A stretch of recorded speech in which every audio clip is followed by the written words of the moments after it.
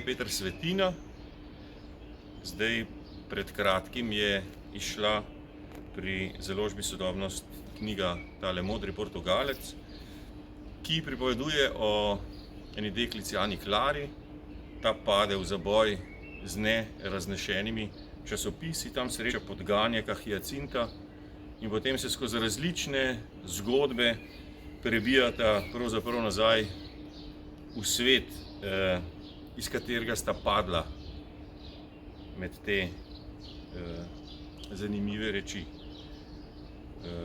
Knjigo je zelo v kontekstu besedila ilustriral pa Damjan Stepančič.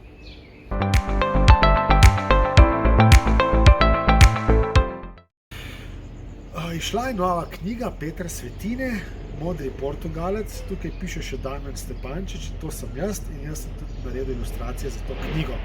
Besedilo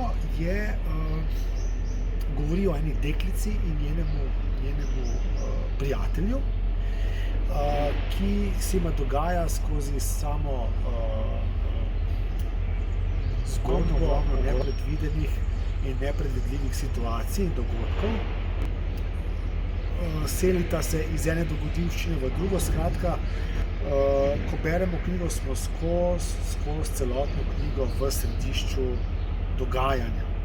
In to je bilo treba narediti tudi v ilustracijah. Ilustracije sem poskušal narediti dinamične, poskušal sem narediti ilustracije z veliko oblaki, z veliko jagodnimi tortami in z par kolesi in z enim lepim gasilskim avtom z visoko lestvijo.